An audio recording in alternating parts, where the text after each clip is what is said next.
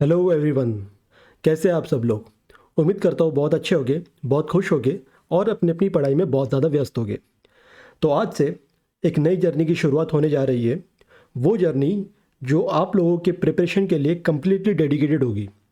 काफ़ी सारी प्लानिंग है आप लोगों के लिए और आप लोगों के प्रिपरेशन के लिए, जो एक एक करके हम लोग एग्जीक्यूट करेंगे। ठीक है। फिलहाल हम लोग इस जर्नी की शुरुआत करेंगे करंट अफेयर्स से। मैं जानता हूँ आप लोगों को करंट अफेयर्स में बहुत ज़्यादा प्रॉब्लम होती है, लेकिन अब आपकी सारी प्रॉब्लम मेरी प्रॉब्लम होगी और ये प्रॉब्लम का कंप्लीट सॉल्यूशन आपको इस चैनल में मिल जाएगा। ठीक है।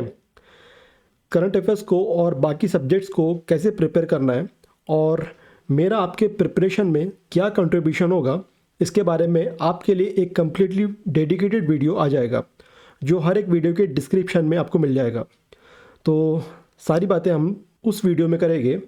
अभी हम लोग शुरू करते हैं हमारा मेन टॉपिक जो है करंट अफेयर्स। ठीक है। अच्छा, इससे पहले कि मैं शुरू करूं, आपको बता दूं इस वीडियो के एंड में मैंने आपको इसके बाद का नेक्स्ट स्टेप बताया है, जो आपकी आज की प्रिपरेशन को स्ट्रॉन्ग कर देगा। ठीक है। तो आज की तारीख है 1 दिसंबर 2023 और आज का फर्स्ट क्वेश्चन है, in the year 2023, who won United Nations Nansen Refugee Award for Educating Displaced Children? वर्ष 2023 में विस्थापित बच्चों को शिक्षित करने के लिए संयुक्त राष्ट्र नानसेन शरणार्थी पुरस्कार किसने जीता है? आपके ऑप्शंस है, option number 1 Angela Merkel, second option है Zeal Albina association, third option है अब्दुल्लाही मिरे और फोर्थ ऑप्शन है मायरलिन पेरेज। तो इस क्वेश्चन का जो करेक्ट आंसर है वो है थर्ड ऑप्शन अब्दुल्लाही मिरे। ठीक है। अब ये जो अब्दुल्लाही मिरे है ये बिलोंग करते हैं सोमालिया से। ठीक है। आप लोग के एग्ज़ाम में डायरेक्टली क्वेश्चन आ सकता है कि अब्दुल्लाही मिरे जो है ये कहाँ से बिलोंग करते हैं, तो ये बिलोंग करते हैं सोमालिया से। ठीक है। और इन्हें मिला है United Nations Nelson refugee award, तो ये है वो अवार्ड और ये है अब्दुल्लाही मिरे। ठीक है। तो ये था फर्स्ट क्वेश्चन। अब इसके बाद next question, in December 2023 which Indian coast guard ship arrived at Muscat Oman for a 3-day visit to strengthen maritime ties with the Royal Oman Police Coast Guard and to promote PM Narendra Modi's initiative called Sagar. Sagar का full form है security and growth for all in the region. दिसंबर 2023 में royal Oman police coast guard के साथ समुद्री संबंधों को मजबूत करने के लिए और पीएम नरेंद्र मोदी की Sagar security and growth for all in the region नामक पहल को बढ़ावा देने के लिए कौन सा भारतीय तटरक्षक जहाज 3 दिवसीय यात्रा के लिए मस्कट ओमान पहुंचा है? तो यहाँ पर जो फर्स्ट ऑप्शन है वो है आईसीजीएस सुयोग, सेकेंड ऑप्शन है आईसीजीएस सजग, थर्ड ऑप्शन है आईसीजीएस शौर्य और फोर्थ ऑप्शन है आईसीजीएस समर्थ। तो इस क्वेश्चन का जो करेक्ट आंसर है वो है ऑप्शन नंबर 2 आईसीजीएस सजग। ठीक है। और ये है वो शिप जो मस्कट ओमान में पहुंचा है। ठीक है। तो यहाँ पर इस क्वेश्चन में आप लोग को जो याद रखना है वो है इस शिप का नाम और साथ में ये जो सागर है, इस सागर का फुल फॉर्म जो है security and growth for all in the region. ठीक है।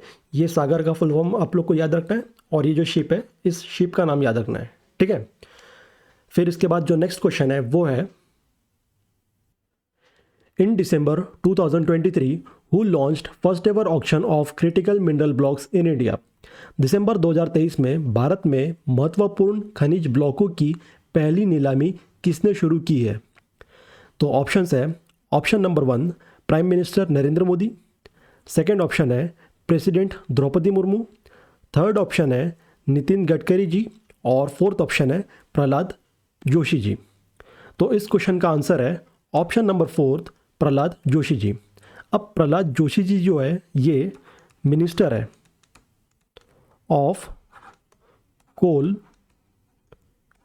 एंड माइंस के। ठीक है। इसीलिए इस क्वेश्चन का जो आंसर है वो है ऑप्शन नंबर 4 प्रहलाद जोशी जी। ठीक है। नेक्स्ट क्वेश्चन है, Recently, Sri Lanka has reached a preliminary debt restructuring deal with India and Dash to revive a blocked IMF International Monetary Fund loan program. हाल ही में अवरुद्ध IMF अंतर्राष्ट्रीय मुद्रा कोष ऋण कार्यक्रम को पुनर्जीवित करने के लिए श्रीलंका भारत और डैश के साथ प्रारंभिक ऋण पुनर्गठन समझौते पर पहुंचा है। तो यहाँ पर आप लोग को ये जो डैश है भारत के साथ और कौन सा ग्रुप है जिसके साथ श्रीलंका खुद को अनब्लॉक करने की कोशिश कर रहा है, कहाँ से? IMF के प्रोग्राम से, मतलब IMF लोन प्रोग्राम से। अभी हो क्या रहा है, IMF ने श्रीलंका को कम्प्लीटली ब्लॉक करके रखा है किसी भी तरीके के लोन प्रोग्राम से, ठीक है। तो यहाँ पर श्रीलंका मदद ले रहा है इंडिया और एक ग्रुप की जिससे वो खुद को अनब्लॉक कर सके, ठीक है। तो यहाँ पर जो फर्स्ट ऑप्शन है वो है London club group, second option है Paris club group, third option है न्यूयॉर्क क्लब ग्रुप और फोर्थ ऑप्शन है दुबई क्लब ग्रुप। तो इस क्वेश्चन का आंसर है ऑप्शन नंबर 2 जो है पेरिस क्लब ग्रुप, ठीक है। नेक्स्ट क्वेश्चन है, in December 2023 with whom Government of India and Government of Manipur signed a peace agreement to restore peace in North East India। दिसंबर 2023 में भारत सरकार और मणिपुर सरकार ने पूर्वोत्तर भारत में शांति बहाल करने के लिए किसके साथ शांति समझौते पर हस्ताक्षर किए हैं? फर्स्ट ऑप्शन है United National Liberation Front UNLF, second option है People's Liberation Army PLA, third option है Manipur People's Liberation Front MPLF और फोर्थ ऑप्शन है कुकीज़ नेशनल फ्रंट KNF। तो इस क्वेश्चन का जो आंसर है वो है option number 1 United National Liberation Front UNLF, ठीक है। और ये जो फ्लैग है ये फ्लैग है UNLF का। अब इससे रिलेटेड ये जो इवेंट था, इस इवेंट से रिलेटेड श्री अमित शाह जी ने अपने इंस्टाग्राम पोर्टल पर एक वीडियो डाला था। वो वीडियो मैं आप लोग को अभी दिखा देता हूँ, ठीक है।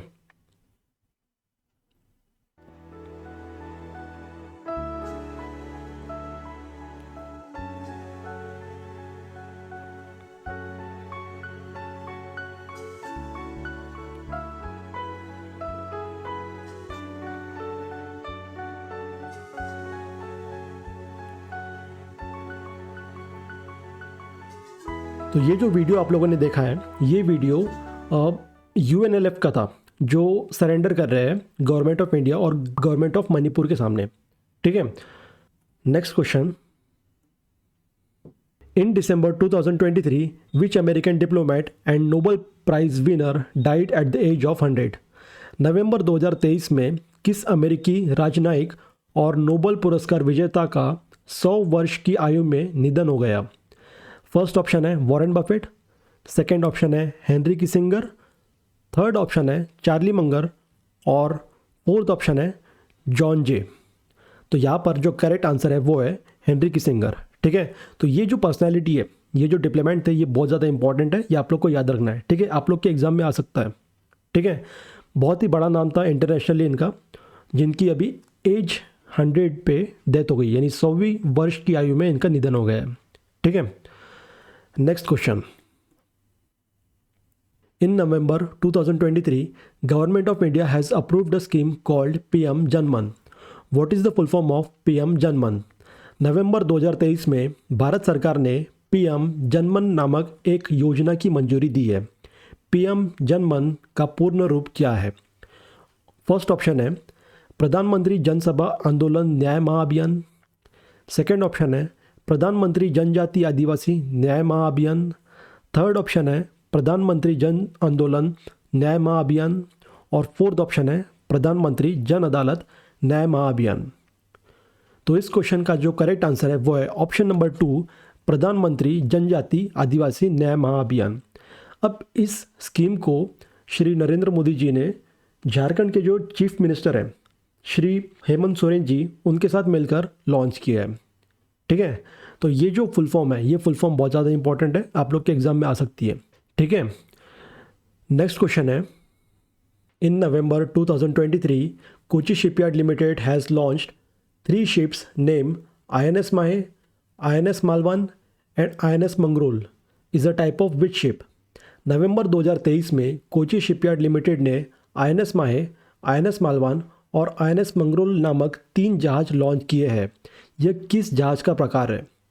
ऑप्शन नंबर 1 है पेट्रोलिंग शिप, सेकेंड ऑप्शन है डिस्ट्रॉयर शिप, थर्ड ऑप्शन है एयरक्राफ्ट कैरियर शिप और फोर्थ ऑप्शन है एंटी सबमरीन वॉरफेयर शिप।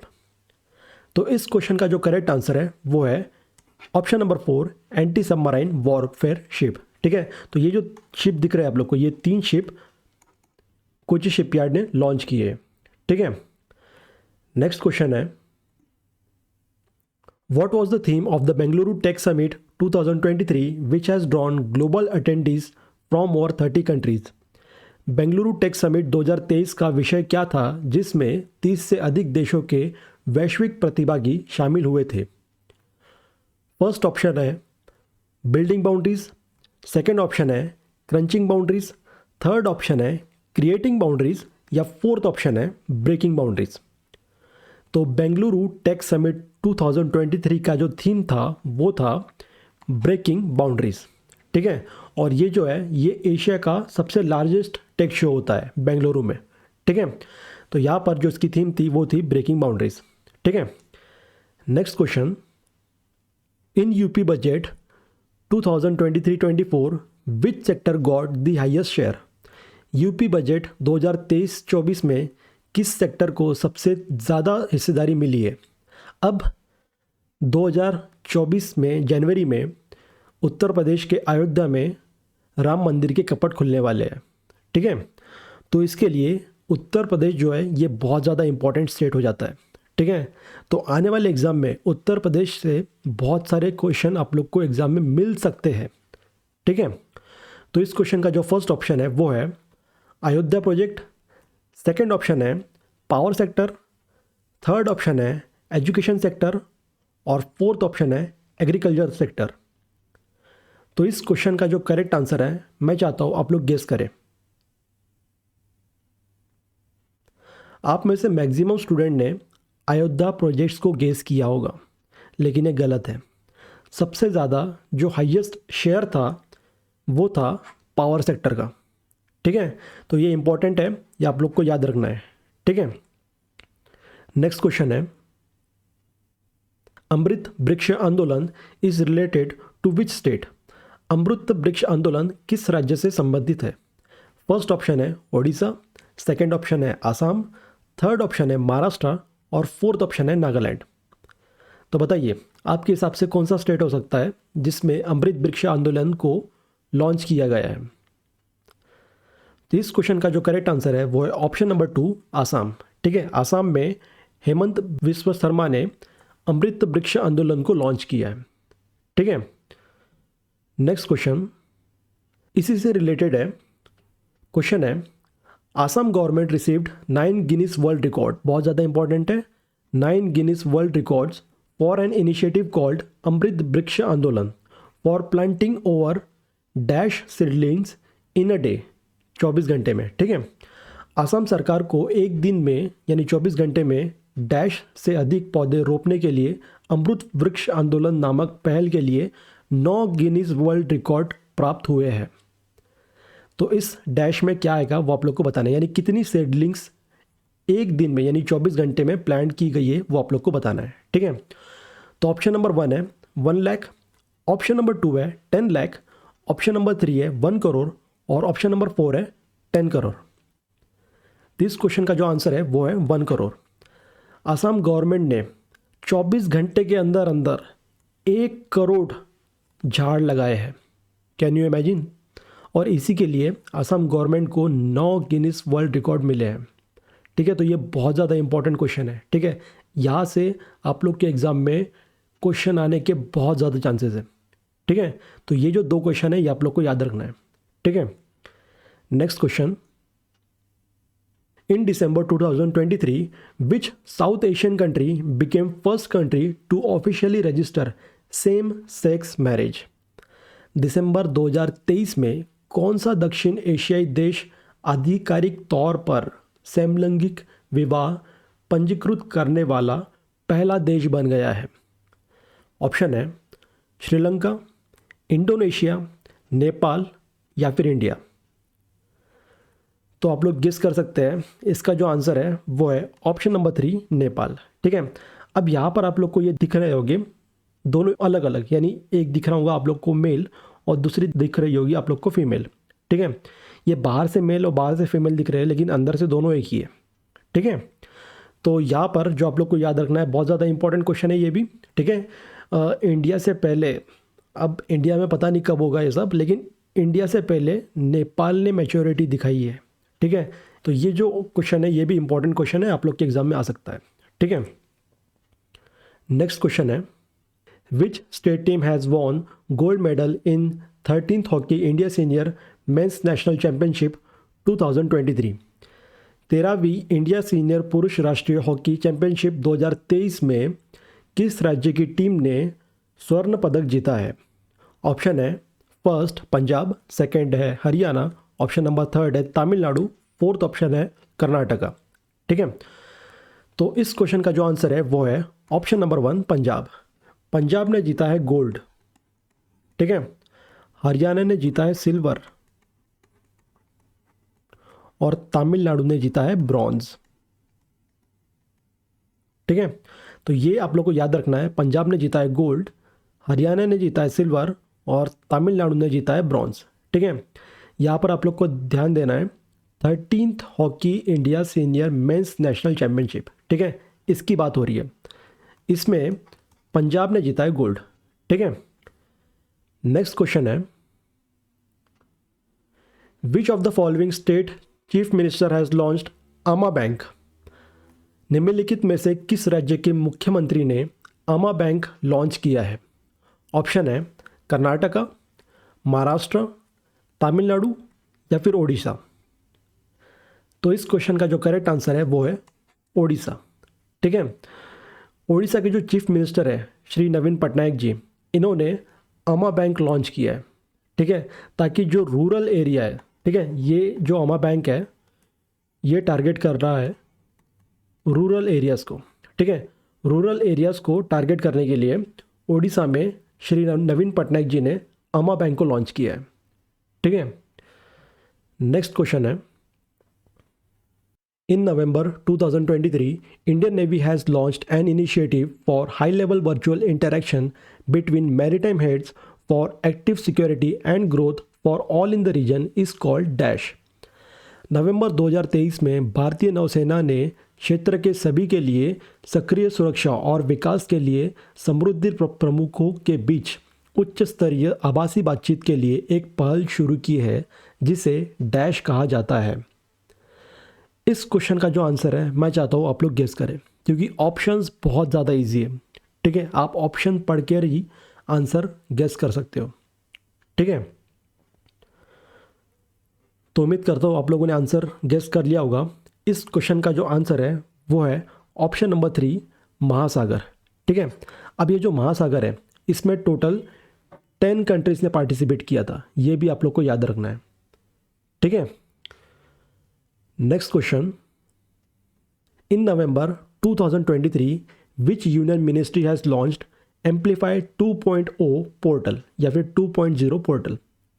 नवंबर 2023 में किस केंद्रीय मंत्रालय ने एम्पलीफाई 2.0 पोर्टल लॉन्च किया है? ऑप्शन नंबर 1 है ministry of information and technology, option number 2 है ministry of MSME, option number 3 है ministry of housing and urban affairs और ऑप्शन नंबर 4 है मिनिस्ट्री ऑफ रूरल डेवलपमेंट। तो इस क्वेश्चन का जो आंसर है वो है option number 3 ministry of housing and urban affairs. ठीक है, अब यहाँ पर आप लोग को थोड़ा सा समझना है। देखिए, यहाँ पर जिस तरीके के क्वेश्चन मैंने फ्रेम किए ना, एग्जैक्टली इसी तरीके के क्वेश्चन आप लोग के एग्ज़ाम में आते हैं। ठीक है, मैंने बहुत ज़्यादा पढ़ाई की है करंट अफेयर्स की, मतलब करंट अफेयर्स को स्टडी करके किस तरीके के क्वेश्चन एसएससी फ्रेम करता है या कोई एग्जामिनेशन फ्रेम करता है, उसी हिसाब से मैंने सारे क्वेश्चन फ्रेम किए। ठीक है, आप लोग को बहुत ज़्यादा डिटेल्स में जाने की ज़रूरत नहीं है। ठीक है, एग्ज़ाम्स में जितना पूछा जाता है उतने पर ही आप लोग को फोकस करना है। ज़रूरत से ज़्यादा आप चीज़ें करने जाओगे तो जो चीज़ें आप लोग को याद रखनी है वो भी नहीं रख पाओगे। ठीक है, इसलिए मैं यहाँ पर ज़्यादा एक्सप्लेनेशन नहीं दे रहा हूँ। ठीक है, क्योंकि एक्सप्लेनेशन की ज़रूरत नहीं है। ठीक है, कम मेहनत में हमें ज़्यादा आउटपुट निकालना है। ठीक है, तो जो चीज़ मैं आप लोग को पढ़ा रहा हूँ सिर्फ उतना पढ़िए, बहुत ज़्यादा डीप जाने की ज़रूरत नहीं है, ठीक है। और प्रैक्टिस कैसे करना है वो मैं आप लोग को गाइड कर दूंगा, ठीक है। मैंने आप लोगों से प्रॉमिस किया है कि आपका करंट अफेयर्स पूरा करवा दूंगा। प्रॉमिस किया हूँ तो प्रॉमिस निभाऊंगा भी, ठीक है। तो आप लोग को बिल्कुल भी टेंशन लेने की ज़रूरत नहीं है, ठीक है। नेक्स्ट क्वेश्चन के ऊपर मूव ऑन करते हैं। In November 2023 who has inaugurated 40th coast guard commanders conference. नवंबर 2023 में 40वें तटरक्षक कमांडर सम्मेलन का उद्घाटन किसने किया है? ऑप्शन नंबर 1 है prime minister Narendra Modi, option number 2 है राजनाथ सिंह, ऑप्शन नंबर 3 है नितिन गडकरी, या फिर ऑप्शन नंबर 4 है अमित शाह। तो इस क्वेश्चन का जो करेक्ट आंसर है वो है राजनाथ सिंह जी, ठीक है। ये डिफेंस मिनिस्टर है, आप लोग को याद रखना है। राजनाथ सिंह जी जो है ये डिफेंस मिनिस्टर है, ठीक है।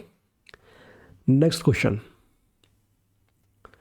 In December 2023 which ministry has organised SBM Gobardhan biogas conference. ये इंपॉर्टेंट है, ठीक है, ये क्वेश्चन इंपॉर्टेंट है।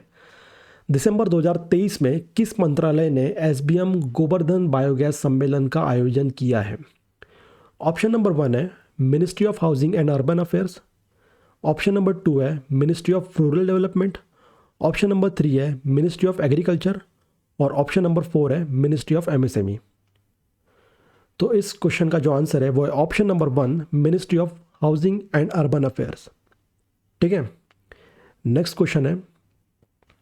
In December 2023 ministry of railways has decided to upgrade its system into 4G 5G LTE based system.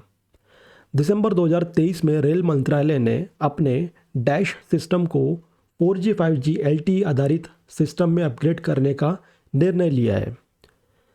Options है option number 1 reservation system, option number 2 train tagging system, option number 3 कवच system, option number 4 train platform system. Ministry of railway अपने कौन से system को 4G 5G LTE based system में upgrade करना चाहती है, ये आप लोग को बताना है।